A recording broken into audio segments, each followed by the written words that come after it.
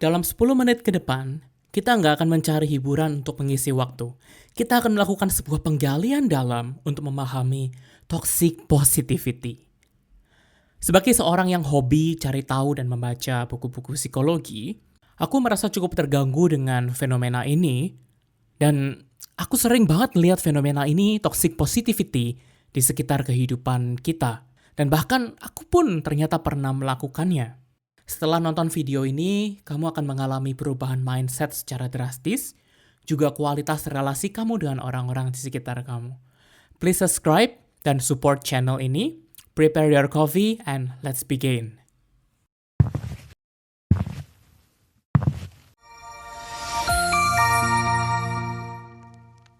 Mari kita berkenalan dengan Johnny, pekerja swasta yang rajin. Selama 3 bulan terakhir, Johnny kasih the best effort, the best pikiran dan ide untuk sebuah proyek besar di kantornya. Maka ia sering lembur dan mengorbankan waktu weekendnya. Namun, di hari presentasi, proyek itu ditolak mentah-mentahan oleh klien. Dan atasannya pun menyalahkan dia di depan tim.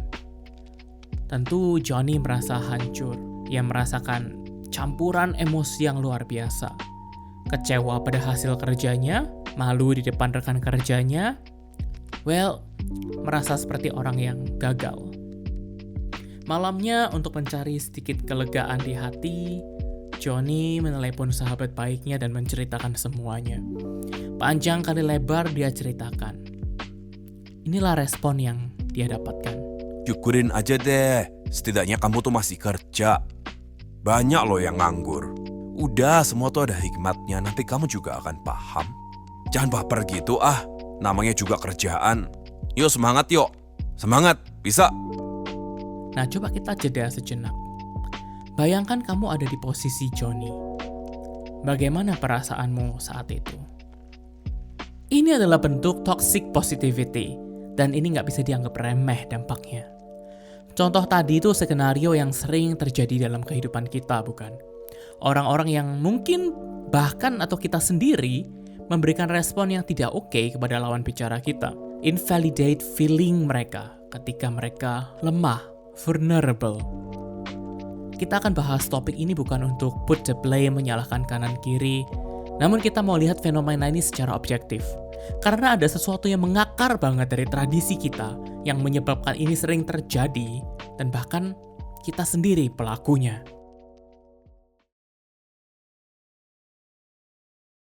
Mungkin kita masih bertanya-tanya, loh kenapa ini toxic? Bukannya kata-kata tadi bertujuan untuk memberi semangat dan membuat dia lebih optimis ya? Well, no, it's a big no. These are totally different things. Toxic positivity adalah sebuah pressure atau tekanan untuk selalu menjadi positif apapun kondisinya. Kita dituntut untuk tetap positif.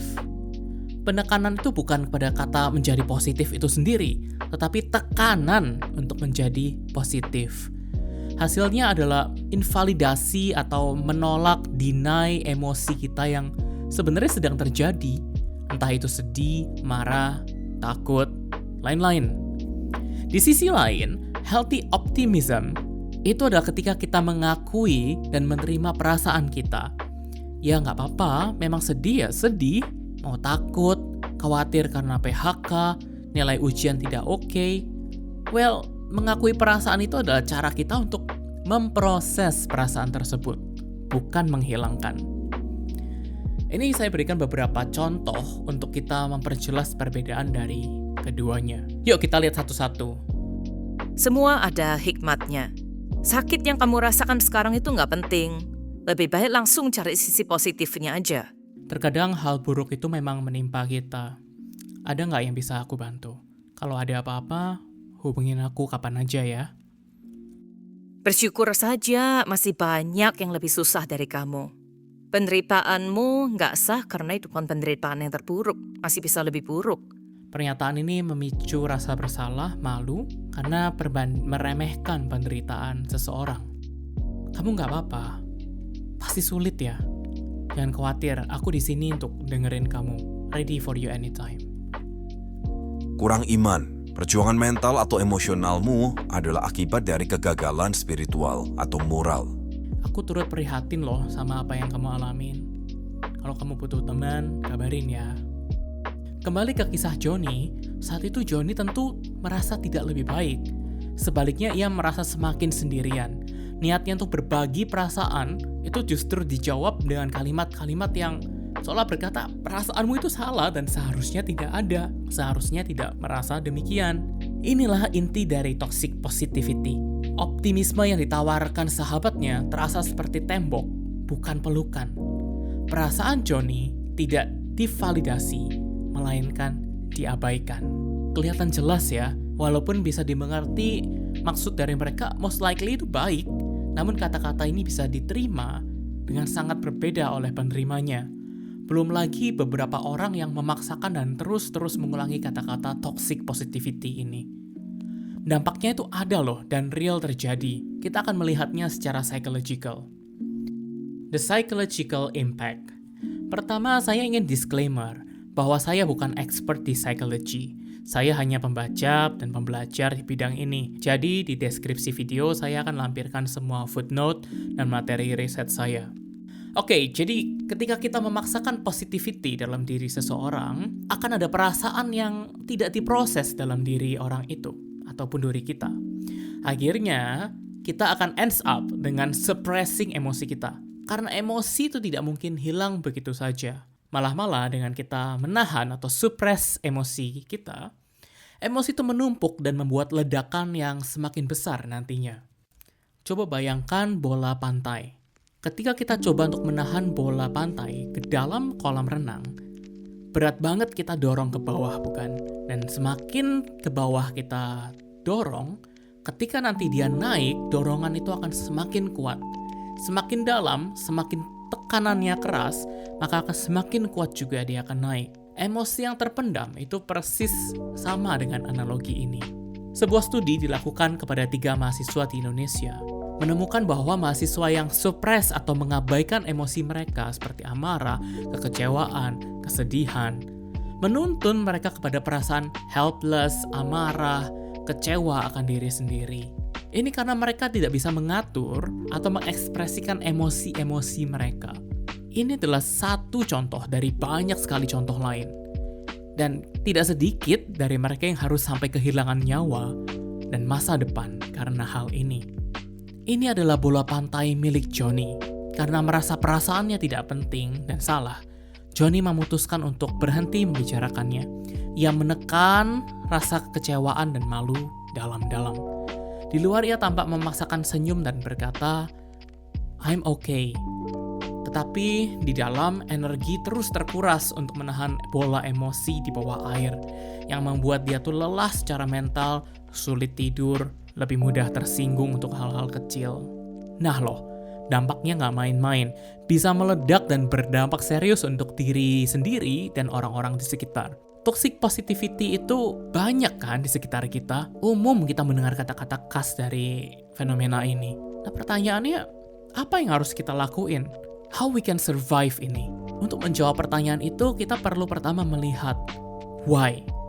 Mengapa ini banyak terjadi di sekitar kita? Mengapa kita dipaksa untuk tersenyum dan seolah hidup kita itu selalu happy? Chapter 3, Toxic Positivity in Our Culture.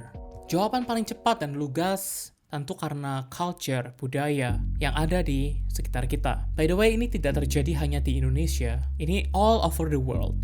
Namun secara khusus aku akan bahas dengan culture kita.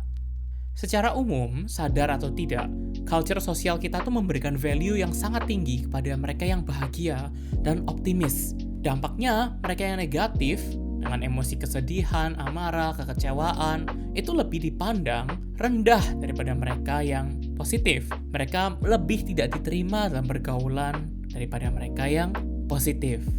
Hal pertama dari culture di Indonesia adalah keep everything peaceful atau rukun.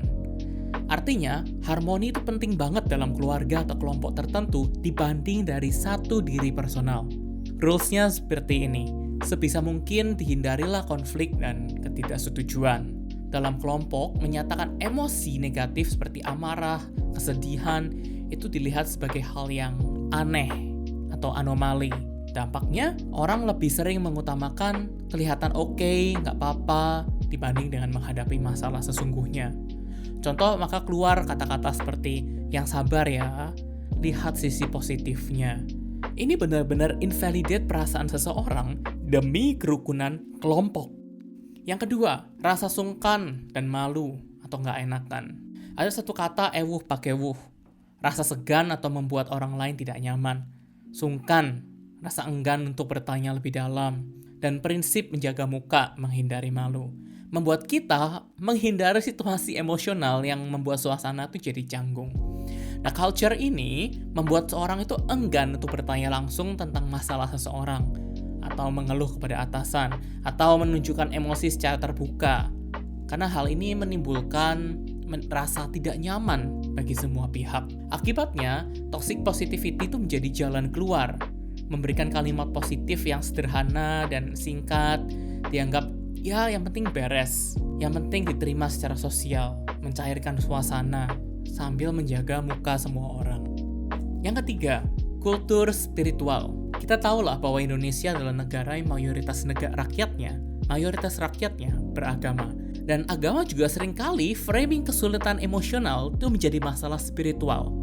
Maka nggak heran ada perkataan seperti, kamu ini kurang iman. Kesulitan kamu itu karena kamu kurang spiritual. Semua terjadi itu karena alasan. Ini bypassing proses perasaan dan langsung menspiritualisasi sebuah kejadian. Culture-culture ini ada dan menempel pada kita, bahkan saat kita baru dilahirkan. Kita dibesarkan dengan kental oleh semua ini. Maka tidak aneh kalau kita menjadi pelaku dan korban dari toxic positivity. Jika sudah sampai mendarah daging seperti ini, gimana solusinya? Pandangan seperti apa yang harusnya kita miliki? Kembali ke kisah Johnny. Kalau kita lihat sahabat Johnny, apakah dia orang jahat? Tentu bukan.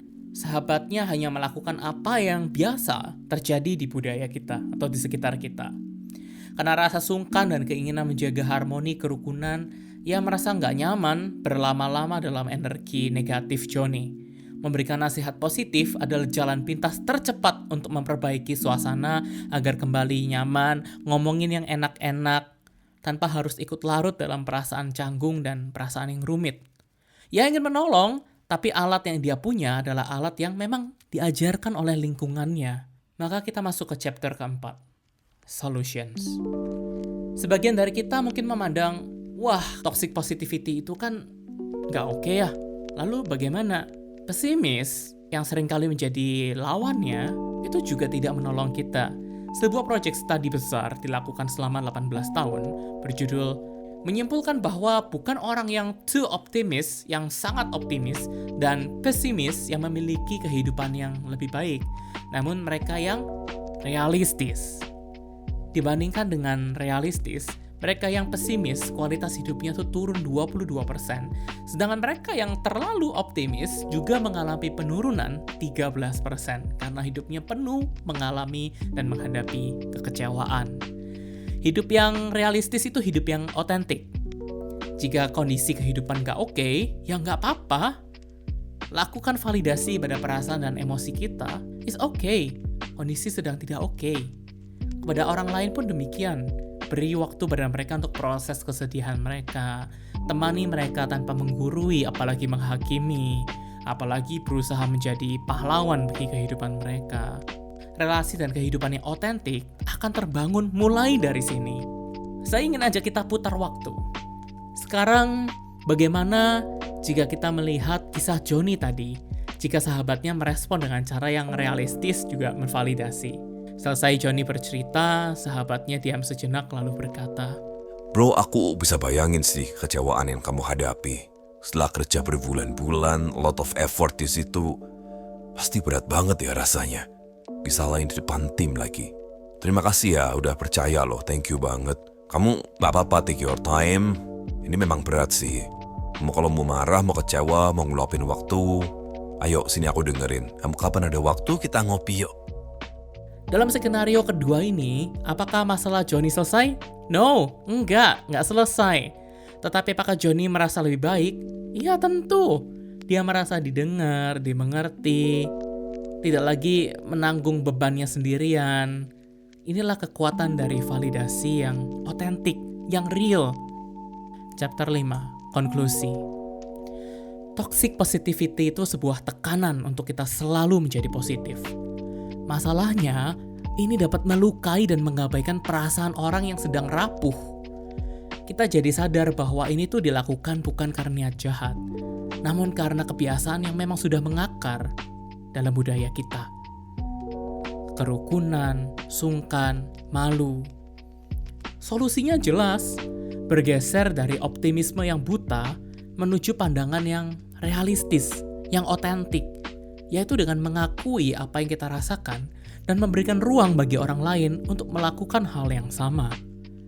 Mulai hari ini mari kita berkomitmen untuk lebih banyak menemani daripada menghakimi, lebih banyak menvalidasi daripada mencoba memperbaiki. So, setelah video ini, mindset apa yang diubahin dari kamu? Langkah apa yang akan kamu ambil hari ini untuk menghadapi toxic positivity? Share di komen di bawah ya, and see you on the next video. Bye!